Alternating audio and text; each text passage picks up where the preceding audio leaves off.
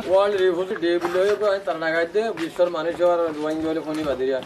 Bishor Manu, Saike Royo, Bishor Bashi, Saike Royo, Yedin Rohingya, Hare de Moge, Hedun Manoj Mare de Loelal, Goje Yarikan, Homboto Mogbodati, Loelal. Goje yarkan homboto mogbodati 2012 সাল 6 মাস June মাসের 3 তারিখ ছিন্ন ভিন্ন গজে yarkan মগে রোহিঙ্গা হাড়ি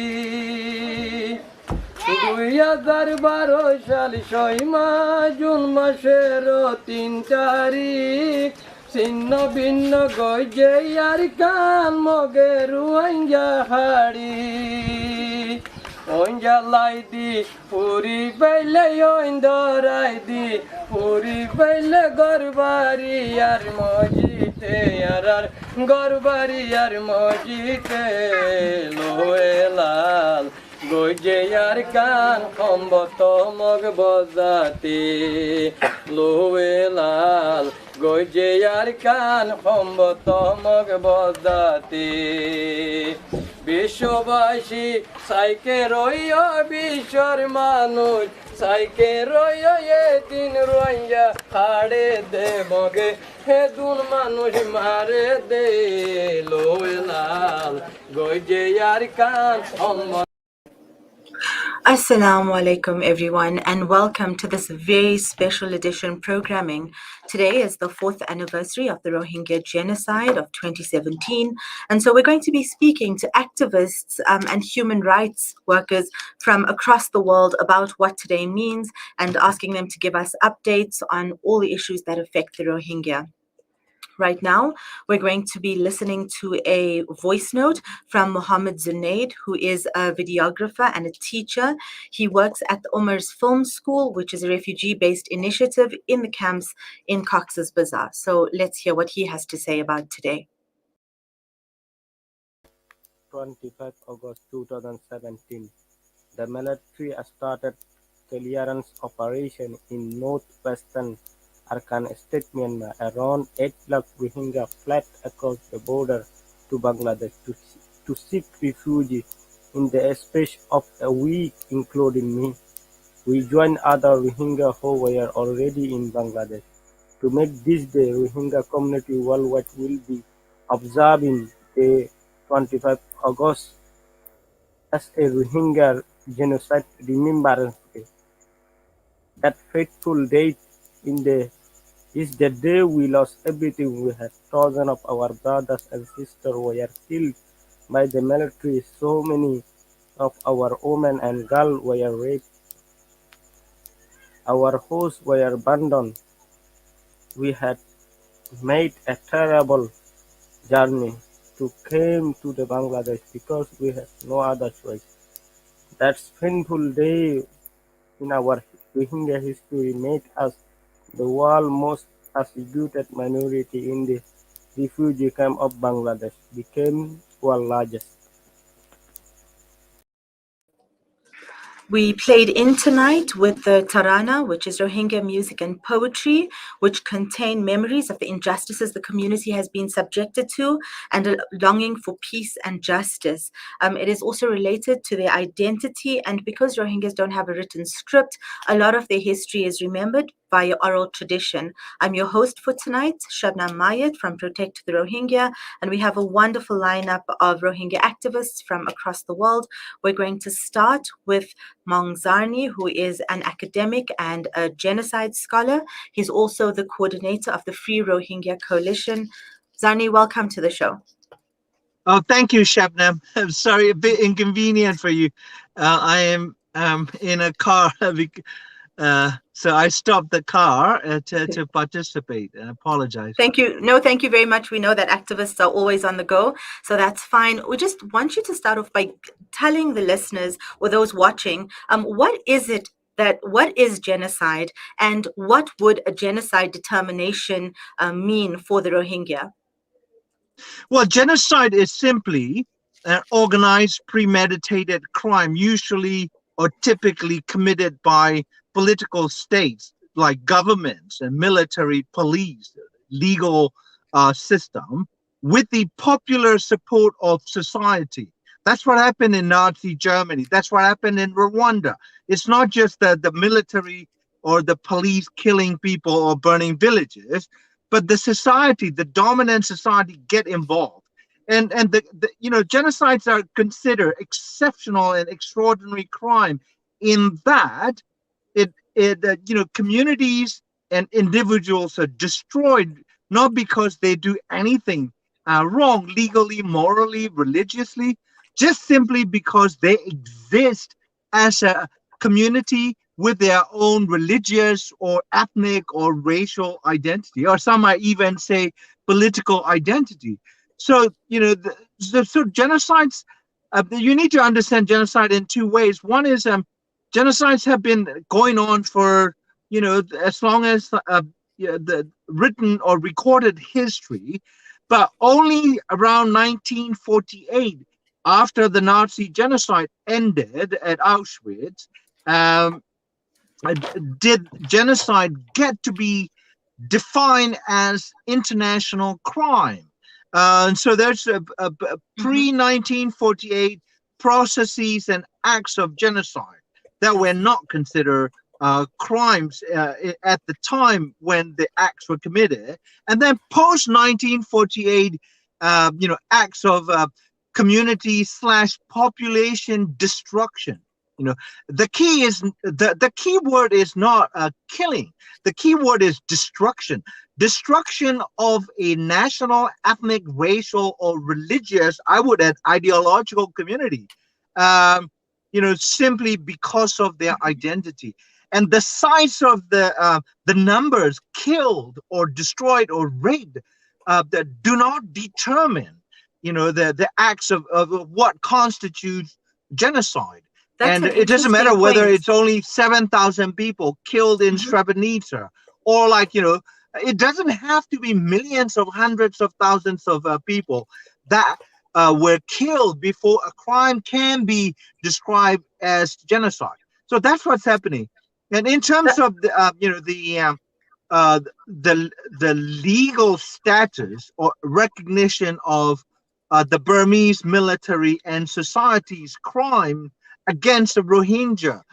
Just today, the United States State Department issued what I consider an insult to the injury of Rohingya people on the very Genocide Memorial Day, using the word ethnic cleansing. Yeah, ethnic cleansing is not a legal terminology or encoded crime in international law. Ethnic cleansing is considered widely by genocide scholars and even lawyers as a bleach, an act of white, or the term to whitewash, legal crime that is genocide. That was first circulated by Milosevic, Slobodan Milosevic. So State Department using Milosevic's term, to declare, to say that Rohingya suffer ethnic cleansing. I am furious. I'm insulted as a Burmese myself. So from what you're saying, it's not about the numbers. And so in that case, it means that we can tell that genocide is about to happen, right? So if we can tell way in advance, what kind of steps can states take to avert it, and why are they not? Can you repeat the second part of your question, please? Okay, so I was saying that since we can tell that genocide is going to happen, because from what you explained, clearly we can see it in advance. So what are the steps that states can take to avert genocide? And then why are they not taking those steps? Well, firstly, as you rightly pointed out, genocides don't happen overnight. The genocide is not a crime of passion. Yeah, it's not out of jealousy, not out of hatred or love. Genocide is a cold-blooded, systematic, premeditated crime, and one of the essential, indicators of genocide is, a state or a government adopting a policy of exclusion, disenfranchisement of a particular national minority, usually national or religious minority, and they when the popular discourse of public opinion begins to chime with the state's policy of exclusion and disempowerment and disenfranchisement, then we know that, there are signs that that state and that society may be moving in the direction of committing group destruction on the basis of simply the group's identity. Whether it's Buddhists as victims, or Hindus as victims, or Christians, or it doesn't matter. Whatever the religious or ethnic identity, what matters here, the key point is the genocides are, identity-based group destruction, and every state is bound by the Genocide Convention. The convention's full title is the Convention on the Prevention and Punishment of the Crime of Genocide. So the genocides for every state that are part of the United Nations is bound by this convention to first prevent the acts of genocides, or starting the process of genocide, or incitement to genocide. It is, like, you don't have to kill people yet. If you start saying we need to get rid of Muslims or Buddhists in this country, that is in the realm of inciting acts and processes of genocide. So state authorities, such as politicians, or the parliamentarians, the bureaucrats in the different law enforcement agencies, judges, national opinion makers such as priests, the imams and others, should step in and start addressing it at the level of both state and society. But in the case of Burma, the state and society gel, and they worked hand in glove. That's why you've got democratic opposition led by Nobel Prize winner Aung San Suu Kyi working hand in gloves with the Burmese military leaders, right? And so these crimes, or these acts, could have been and should have been, must have been prevented, but the state in Burma has failed. But that's only 50%, because if genocides are considered to be considered as crimes committed by individual state, then there are 200 international political states that are clustered around what we call the United Nations, right? And then so what we are seeing in Burma is similar to what we saw in Nazi Germany or Rwanda, a state committing a crime or indicating that it is going to commit a crime, and the other 199 states of the United Nations look the other way. That is why this genocide cannot be placed on the shoulders of the Burmese military or the Burmese society alone. The world is responsible for having failed to prevent the genocide against Rohingya, and now failing to hold the perpetrating regimes and leaders to account. Okay, so thank you very much for giving us those insights, for sharing them with us. Please do keep up your amazing work at the Free Rohingya Coalition, and we're very glad that you could make some time for us this evening. Right now, thank you so much, Shabna. Thank you.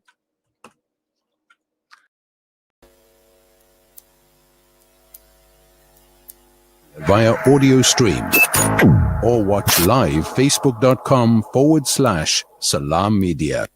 Durban, KwaZulu-Natal has been the hardest hit by the recent civil unrest. Hundreds of supermarkets, factories and warehouses have been looted and destroyed.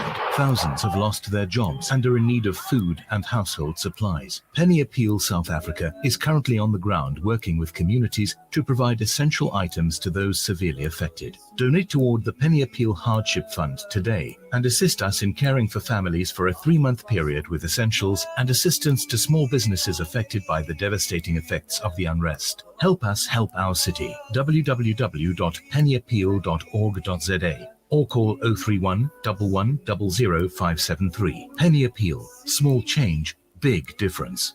Looking to get your kick? Kiki's have now reopened on 235 Matthews Maiwa Road in Durban. Head on over for the Taste with Kick. We offer something scrumptious for everyone in the family. Wraps, chicken tikka, burgers, tender grills, mocktails, milkshakes, and so much more. Corporate and events catering available. Visit our social media pages for more info or call 031 209 0119. Kiki's, the Taste with Kick.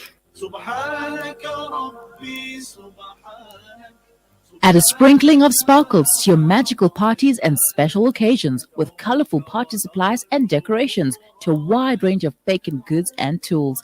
Packaging from gift bags to meat bags, foil and polystyrene containers, elegant serviettes and intimate candles to disposable wet wipes. A range of glassware, bakeware and stunning wedding accessories just for you. Wholesale packaging available. Sprinkles and Sparkles Party Shop. You'll want it all.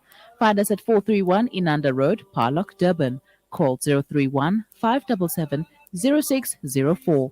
Our operating hours are weekdays from 8 a.m. to 5 p.m., weekends and public holidays from 9 a.m. to 2 p.m. Follow us on Instagram at Spring and Spark. Would you like to give Sadaqah 365 days a year? You can with the Al-Imdad Foundation's Daily Sadaqah program. Donate as little as R1 a day for a month for each member of your family, up to any specified amount, and receive monthly feedback on where your contributions have made a difference. Visit alimdad.com and download your Daily Sadaqah debit order form or call 0861 786 243 for more information.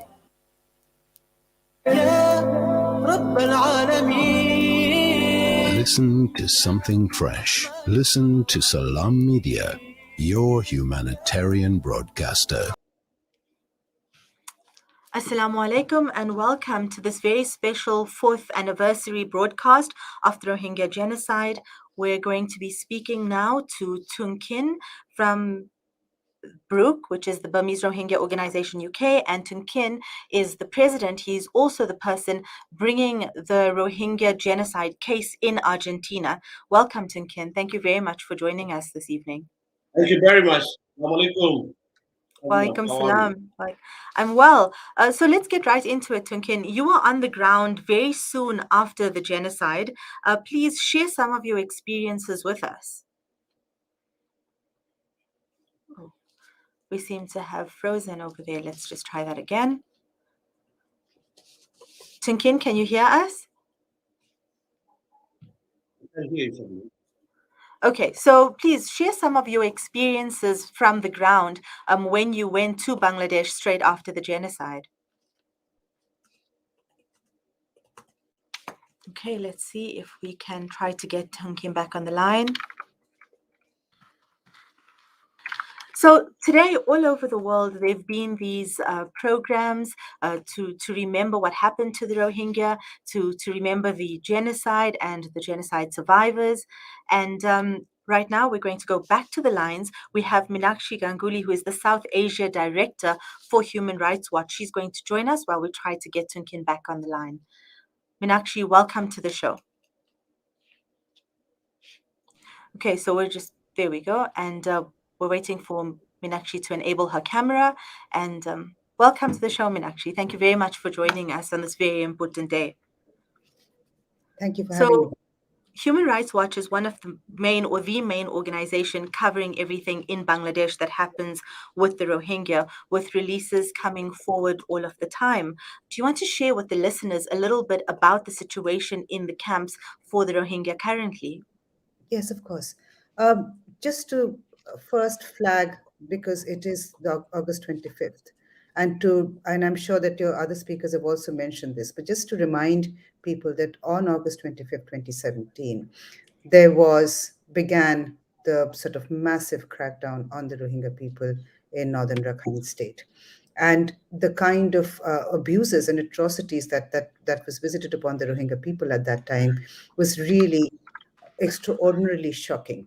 The reason I want to say this, and I'm sure others have spoken about it, is also because uh, truly, I mean, as we see what's happening in Afghanistan now, we tend to forget uh, that this kind of abuses have just 4 years ago happened in Myanmar. There has been no accountability. There has been, the same sort of rush of people that we're seeing now. There was that same rush of people to Bangladesh, and people were coming in the thousands across the border, carrying nothing, carrying the injured, and having lost loved ones. Bangladesh at that point was very welcoming of the refugees, and we acknowledged that Bangladesh was willing to shelter these people.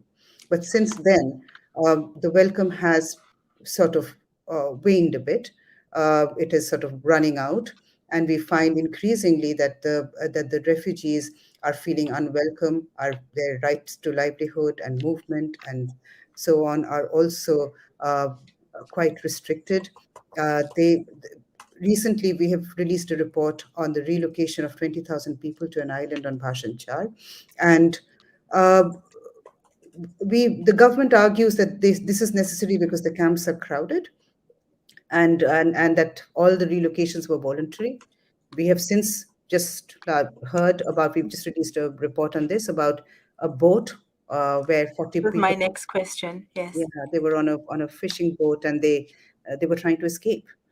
So go ahead and ask your question, and I can sort of yeah, sorry.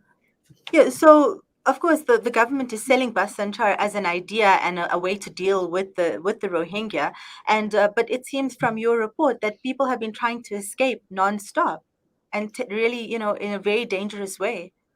Yes, that's really the problem. So when we have said to Bangladesh over and over again, first of all, that we acknowledge that Bangladesh is hosting 1 million refugees.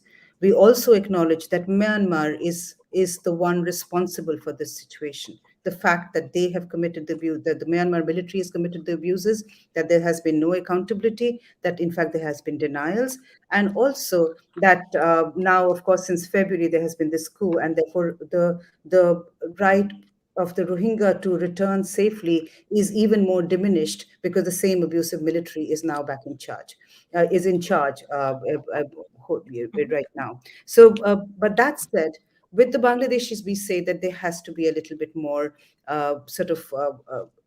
protection.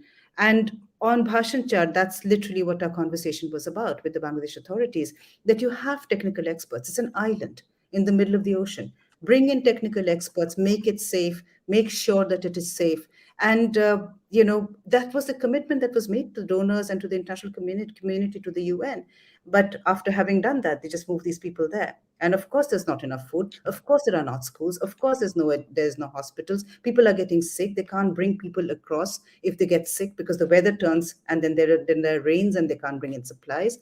And then these people started leaving. And when they started leaving, of course, the reason we know that they are making these dangerous crossings is because this one particular boat capsized. And So and oh, sorry, please go on, continue. go So on. ideally for you, what are the steps that the Bangladeshi government should be taking as far as the Rohingya are concerned? But Bangladesh has to be working with the UN, with the donors, to protect refugee rights. Bangladesh has respected the most basic of the refugee rights, and we welcome that there have been no forced returns. There has been no forced repatriation, which is the first thing that a refugee deserves. But refugees also deserve the right to they have the right to education, to earn a livelihood, to right to movement. All of those are now severely restricted. There are serious concerns about the safety of the refugees going forward. Okay, and recently, this year, the National Unity Government in Myanmar released a position paper, almost like its position on the Rohingya. So, how do you feel about that paper? Well, the Rohingya in the past, the Rohingya there was almost a campaign of hate against the Rohingya, and this was before 2017. It's been happening for some time. The 2017 was a build up to it. There were attacks earlier in Rakhine State, which forced displaced so many Rohingya people. There are still hundreds of thousands living in camps in conditions that we describe as apartheid. So it is good that there is a sense from other Burmese people that the Rohingya have suffered atrocities. That acknowledgement has only now come, because we've also witnessed the time when Aung San Suu Kyi was sitting in the Hague trying to defend the generals. So the acknowledgement that there is now a shared situation where the same military is visiting atrocities upon people who are protesting in Burma is very, very important. And we hope that this will lead to some sort of healing between communities. Okay, so Meenakshi, we want to thank you for joining us on this very special day, this genocide commemoration, and we wish you all the best with your work going ahead. Thank you. Thank you very much. Okay, so we're going to try again to get Tunkin back on the line. Today is our genocide commemoration program. It's a very special program. We're remembering the million Rohingya who were forced over the border in August of 2017, forced to leave their homes, suffering arson attacks, gang rapes, murders, and basically running to Bangladesh with only the clothes that they were wearing on their back. And now, of course, Cox's Bazar in Bangladesh is the biggest refugee camp in the world. We have Tunkin on standby now. Let's try and speak to him again. Assalamu alaikum, Tunkin. Welcome to the show. Walaikum assalam. Thank you very much for having Perfect. me. Okay, that's much better. Tunkin, I was asking you earlier, so you were on the ground immediately after the genocide. Can you share some of your experiences with us?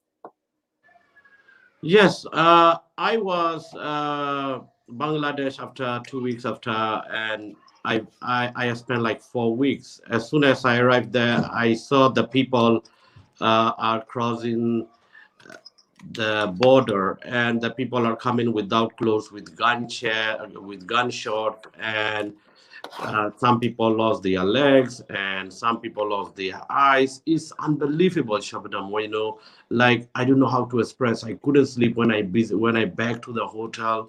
You know, uh, I got many. I did some people I asked. They told me terrible and the most horrific situation I witnessed in my life when I heard from the people. And one woman told me how she was raped by the military, and another military tried to rape her, and she was a struggle, and she was lucky to get out from her house. And she saw, while she was facing rape, another military is slaughtering her husband. So It's really horrific.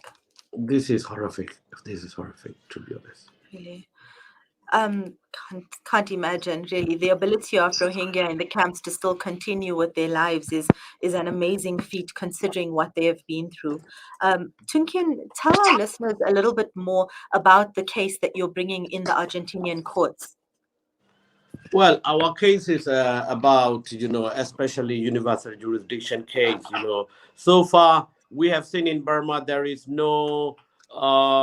uh, there is no willingness to do anything, and instead they are uh, practicing the genocide. So as I mentioned you earlier, when I visited to the camps, one thing I heard from the genocide survivors is unitedly what I heard is, we want justice, we want justice, we want justice.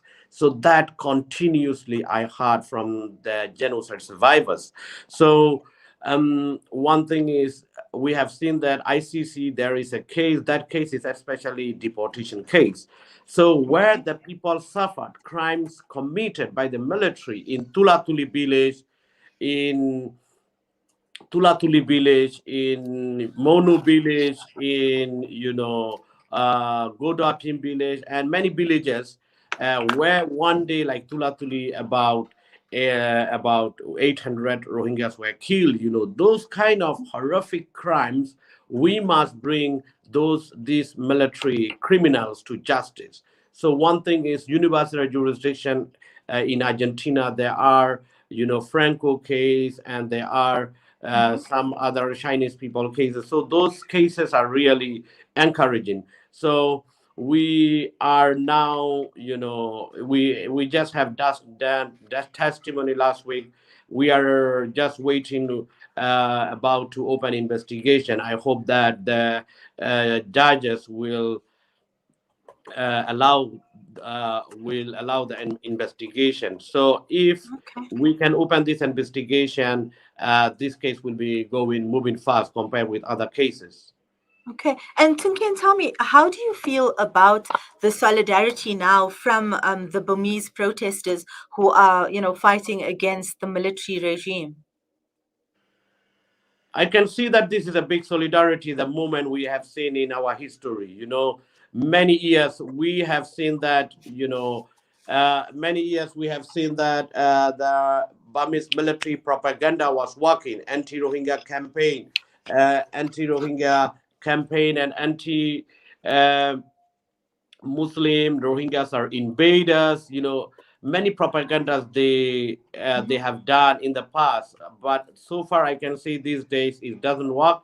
And one thing that the people of Burma, they realize uh, how military is brutality, how brutality the military have done to the Rohingya. You can see their own people, Burmese people in Rangoon, as a city, they come in and are arresting, and tonight and the next day morning they're returning the dead bodies. So those kind of horrific crimes the military committing, these are really, really encouraging to the Burmese public, normal public, to understand what happened to the Rohingya. One thing is that after the coup, we can see that we are fighting common enemy. So our message to the Burmese brothers and sisters is one thing: we need to understand that whenever there is injustice against Burmese, we have to stand up. Whenever a justice and whenever crimes against other ethnic minorities, we have to stand up. Whenever there is injustice going on, crimes against going on against Rohingya, we have to stand up. So we have to stand on the truth and justice. This is very important here. We have to move on forward to work with the solidarity with our brothers and sisters from Burma. I Okay. think this is the momentum we are getting on. This momentum can bring that, a kind of positive way. And one thing, Rohingya genocide survivors, they shown solidarity from the camps. They are standing solidarity with the people of Burma. So that's a really encouraging to the people of Burma after the February. Okay, Tunkin, the last question I want to ask you is, as a Rohingya on this 4th anniversary of the genocide, what do you want from the international community? First thing is, as we mentioned, we want justice. Without there is justice needed, impunity military enjoying. That's how these crimes after another, this cycle of violence is continuing. So to stop this violence, we have to end this impunity. To end this impunity, we must bring them to justice. And so UN Security Council must refer to ICC, and also, ICJ case now, genocide case. Governments must support that this case come along, like Canada, Holland. We appreciate them. Gambia champion. We Rohingyas always expressing our thanks to the Gambia, what they have done for the Rohingya. A small country standing up for the Rohingya justice. We have seen like UK, USA, they talking a lot, other countries, but no countries are standing up for the justice of the Rohingya. So that's why we need many more governments to join that ICJ case, and we want to see more universal jurisdiction case, and also, whatever mechanism we have to do our best to bring them justice. And one thing is that here, after the coup, we can see that Rohingya brothers and sisters who are genocide survivors, they cannot return very soon to their native land. So on that case, we have to push on Bangladesh government or persuade Bangladesh government to allow Rohingya genocide survivors to get education and lifting restrictions and allow medical treatment and more facilities needed. Otherwise, Burmese government will be succeeding, because Burmese government is trying to destroy us. That is their intention. That's why we call it a genocide, intentionally destroying. We have to counteract, rebuild our community. We have to counteract to educate our community and our young generation. That is what international community should focus. Same time when focusing on justice. Thank you very much. Thank you. Thank you, Tunkin. And I thank you for sharing your time with us this evening. I know there's a lot happening today, and I wish you all the best moving forward. Right now, we have to go to an ad break.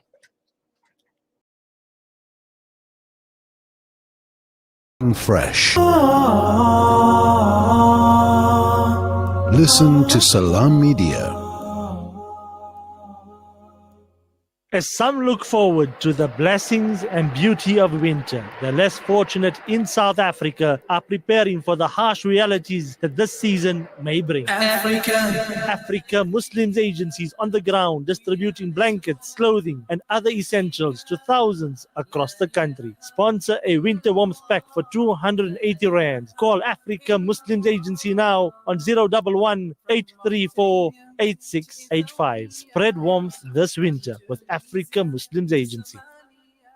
Osman's Taj Mahal Spice and Rice. For over 80 years, Osman's Taj Mahal have been perfecting the art of the perfect blend of spices, pure, aromatic, and well-seasoned. Spices to tantalize your taste buds. From creative cuisines to gastronomical gourmet goodies. From exotic odors to traditional dishes, Osman's Taj Mahal have remained synonymous with quality spices and condiments. Taj Mahal rice, beans, and lentils. Try our range of chili bite mixes, rose and ilachi syrup, our quick and easy biryani pack, and our traditional range of spice blends. Osman's Taj Mahal. There is no substitute for quality. A strip of land with over 2 million people blockaded for 13 years. Healthcare is on its knees, food is scarce, and water is inadequate. COVID has wreaked havoc in the lives of the people of Gaza. 53% of the population live below the poverty line. 80% of Gaza relies on external aid to survive. And 20,000 children are now orphans. The future is bleak. Please, don't forget Gaza.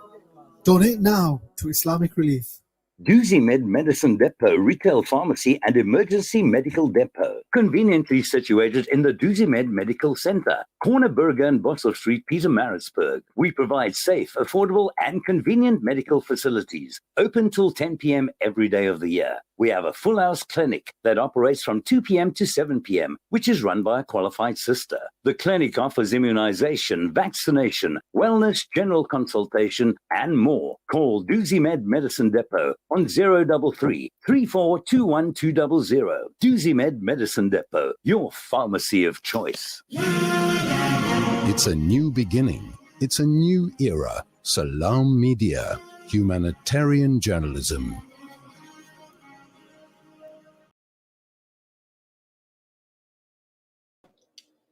Assalamu alaikum, and we're back on this very special edition of the Rohingya Genocide Anniversary, the 4th one. And right now we're going to be watching a video by Kin Mong, who is the founder and director of the Rohingya Youth Association, and he sent this to us from the camps. This is Kin Mong as a genocide survivor from the Rohingya refugee camp in Cox's Bazar, Bangladesh. Today, I remember and honor the people who have been killed by the Myanmar security force and the government and the military with the intention of genocide. We never forget what Burma military did on our people in 2017, 25 August. We need international support, we need international solidarity. We want to return our country as soon as possible with full dignity and right. We need international support, especially South Africa and the people in our genocide case, International Court of Justice, they supported by the Gambia. We would like to request the South Africa, please support our genocide. We need your help as a human being.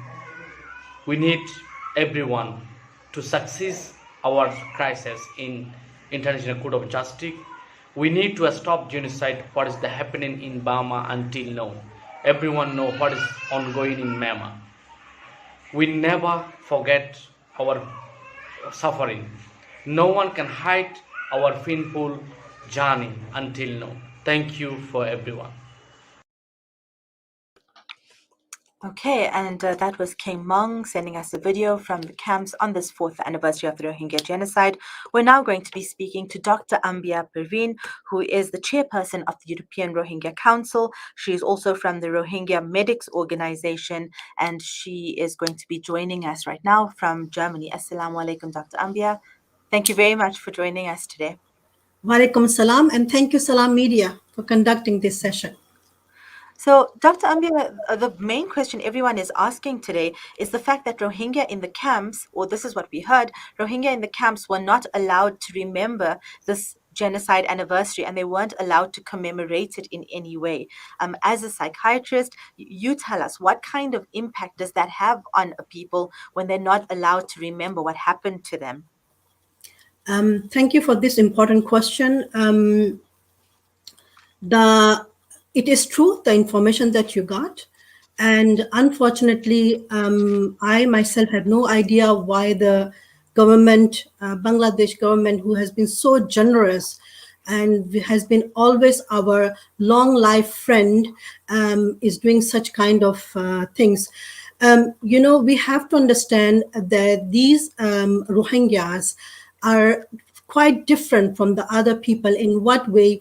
These are the not only the victims, survivors of genocide, but they have been oppressed from generations to generations, decades to decades. So they will have some impacts or a severe form of psychological or psychiatric disorders in these people.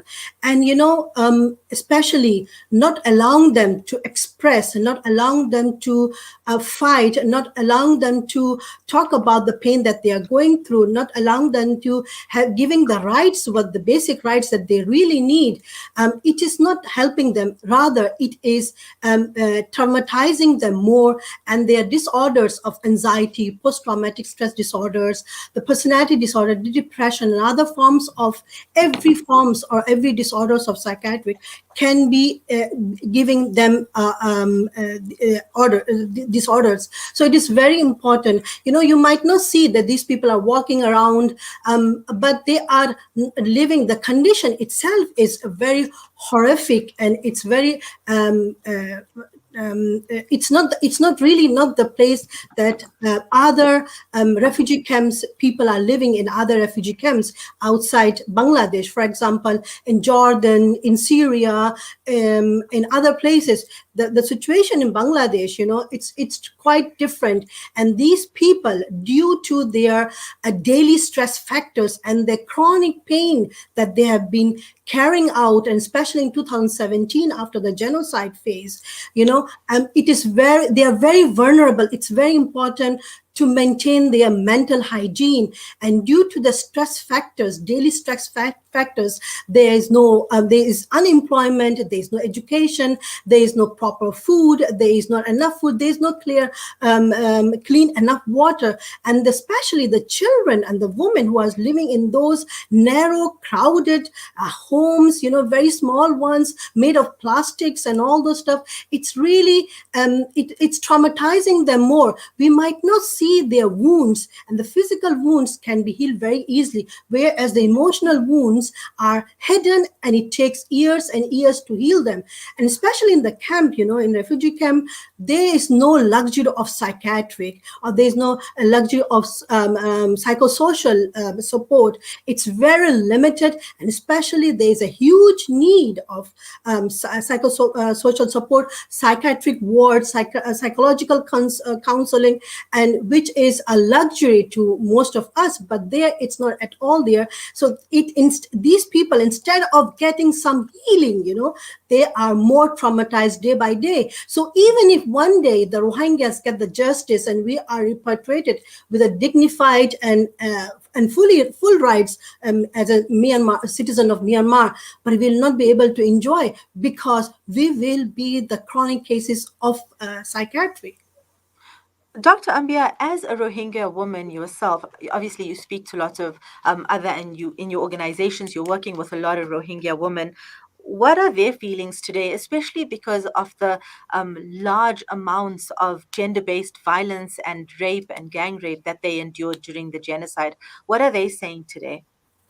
Shabnam, unfortunately, women and the children are always the most affected victims of war, conflict zones, and especially that happened to the Rohingya women too. You know, Rohingya women were used were used by the military. The rape, gang rape, individual rape by the military towards the Rohingya women was quite huge amount, as if they had the license to rape. So the Burmese military have used this rape as a tool to destruct our society, the Rohingya. So in this time, many are still very hurt and still hoping for the positive, and so for hoping for the justice which can be given to us as soon as possible. So still, you know, people are we are affected, our children are affected, our women are quite still very without no hope. But on the other side, if we see that what happened for the last 4 years, though this is a genocide day today, but I can see and I can assure, that's what I was saying, as a psychiatrist, as a counselor, this is what we should maintain our people by giving a proper mental hygiene, is to give the hope, and is to show them that the last 4 years something has happened. For example, yes, we did not get everything the way we want, but something has moved to the positive side. When you see in the jurisdiction system internationally, we managed to bring the case to the ICJ, which we never thought. We managed to bring the case in the ICC and the universal jurisdiction and the other jurisdiction system internationally. They are also working on it. And of course, after the coup, the situation worldwide with Afghanistan, with the other countries, of course, our case is becoming a chronic. But on the other side, inshallah, I'm sure, you know, today or tomorrow, we will be able to get, it will take time. Therefore, it's very important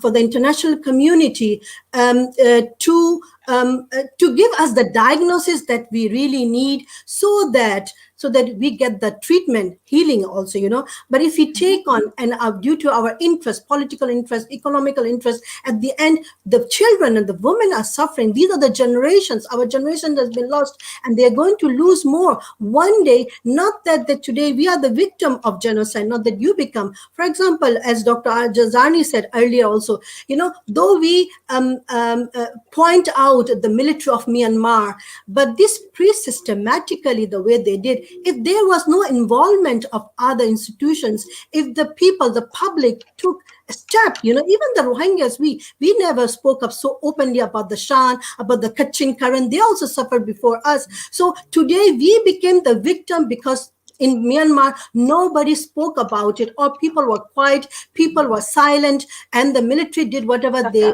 could, you know. So that's why it's very important that we speak about it. I mean, we don't keep quiet, not saying that this is not my concern, it's not about me. It's very important that the people talk about it, so that we don't become the people of genocide in one day. Dr. Ambia, the last question I have for you. What is it on this very big day for your people? What is the message that you would like to give to the international community? I would like to give to the international community a message that give the people the justice that they deserve. Give the Rohingyas the diagnosis. Call it genocide. It's so important, you know, instead of just playing around, ethnic cleansing, this and that. It's very important. We might be a very minimum amount if you compare with the Bosnians, with the Rwandas, with the South Africans, with the Jews, but these are one of the most persecuted minority. And you know, if you can see, it's not only happening right now because the Rohingyas have been knocking to the UN, to the international community for years and years, and nobody took seriously. Therefore, today, the military of Myanmar is doing whatever they can, and they are doing it. Still, they are not scared of it. You know, they managed to throw us in 2017, all the Rohingyas, out of the country, out of our own country. So therefore, it's very important to give us the diagnosis so that we get the treatment as soon as possible. It's important that the international community to call it as a Thank you. genocide. It is very important that they should also support the ICJ, support the Gambia. They should also try to have in every country to explore the universal jurisdiction, you know, and Thank you, so, Dr. so Ambia. such things are very, very important. And instead of taking time, instead of talking about it, think about these are human beings like your brothers and sisters. After all, we are human beings. We are not like we are not animals. You know, even in Europe, animals get the protection these days. You know, forget about if these are. If you just go to the camp, just see there are over 65% of women and children. So we need to protect them as soon as possible. You know. Dr. Ambia, that's all we have time for, but we want to thank you for joining us on this very special programming, and we wish you and the ERC and the Rohingya Medics Organization all the best with your work going forward. Thank you very much. Assalamu alaikum. Walaikum assalam. The last guest we have today is Naysan Win. He's going to round up for us what's been happening around the world on this very important commemorative day. Naysan, assalamu alaikum. Welcome to the show.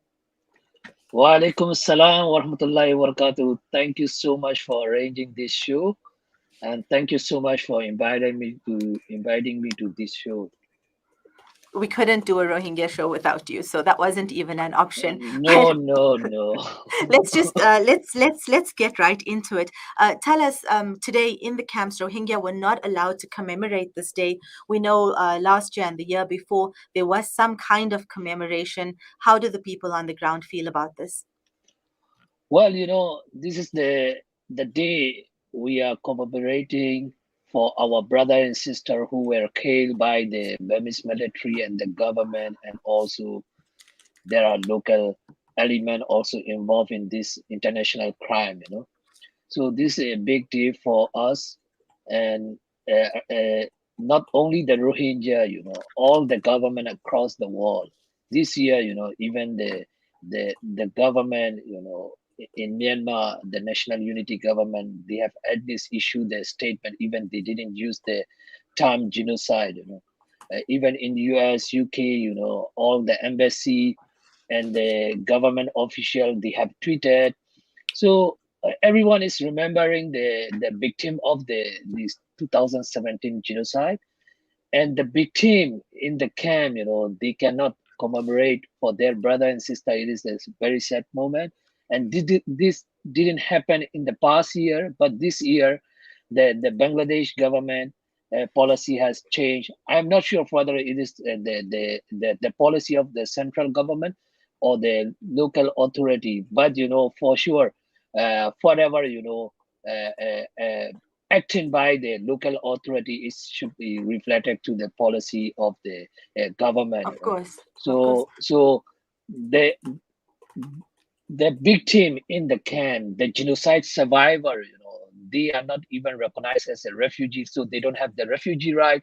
They are just recognized as the forcibly displaced person, so they don't have any right, you know.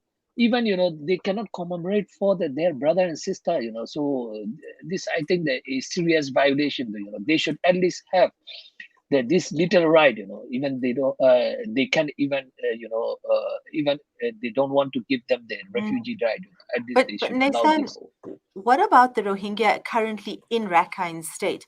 Have you managed to speak to any of them today? What are they saying? Well, you know, they are also the survivor in Rakhine State, and since after the military coup, the situation is, you know, completely changed. They are under threat because the same military now full in power. They have committed. They are the most responsible for this genocide. You know? So the remaining 600,000 Rohingya in Myanmar, particularly in Rakhine State, they are really afraid. You know, they don't know when they will be cleansed again. They will be wiped out from their land. So this, all the horrific, you know, the mass killing, you know, the slaughtering, shooting, you know, the throwing baby into the fire, all they have witnessed, you know. So especially on this day, they are remembering all these things. So they are also same like the genocide survivor in the Bangladesh. You know, among the Rohingya, we have no different whether I live in Germany or whether they live in anywhere else. So we are the same people. We have the same feeling. But now, Nathan, since the coup in February, and now with the people of Myanmar, because the military, of course, is now treating them the way it treated the Rohingya, they are coming out in support of the Rohingya. In terms of that, is that very hopeful? Are Rohingya feeling hopeful about the new national unity government? Is the new national unity government interacting with the Rohingya? Is it asking the Rohingya about their views? What kind of relationship is that? Well, they are the people of the previous, the ousted government. So, but they have changed a lot. That I have to admit. They have changed their policy. Previously they didn't even call us Rohingya. They just call us Muslim, or most of them call us Bengali. Now they agree to call us the Rohingya. That means at least they are now respecting our sub-identifying right. But they have also issued their policy statement on Rohingya, but it's still not clear whether they recognize the Rohingya as a native ethnic group, because but they have talked about the Rohingya citizenship, and they have also recognized the atrocity committed against us, but they have not clear that whether they recognize this as a genocide. But there's still a long way to go. They have to change their policy, and they have to make clear that whether they regard the Rohingya as, because in Myanmar, in other country, if you have the citizenship, you are equal. But in Myanmar, there are the native ethnic group and the citizen. There are the big difference. So we have our own history, that we belong to the Arakan state. We live there for century. So they have to recognize all this. So at least some things are changing, but it will take time, because in Myanmar we have been discriminated, we have been targeted by the Burmese military and all the government since 1962. So almost 60 years. So it will not change in the 6 months. We have to wait and see. Nathan, what can South Africans do? This is my last question for you. We've run out of time, but what is it that South Africans can do for the Rohingya? While you invited me to the South Africa, I had the chance to visit the apartheid museum there, and I met a lot of South African people. So of course, that the crime committed in the South Africa, and the crime against our people is the crime amount are different, but where we had the same suffering. So I believe South African people will understand our suffering more than other people. So what I would like to add, I also heard from my brother Tonke, and also from the brother Kimball. They all are asking, what the South Africa can do is, we have the case at the International Court of Justice. They can intervene the case, and also in the camp we have more than 1 million refugees. Wherever for the education or the community development or the women empowerment, whatever they can have help the refugee, and also support the the cases at the international court. This way the South Africa can help, and not to deal with this Burmese military regime, because the regime is not only bad for the Rohingya, but also they are now committing the crime against community, against the entire population. So they should not deal with this government. Sorry, I'm not calling the government, the regime. Thank you very much for joining us. We want to thank you for being on the show with us tonight. We know it's a very important day for your people.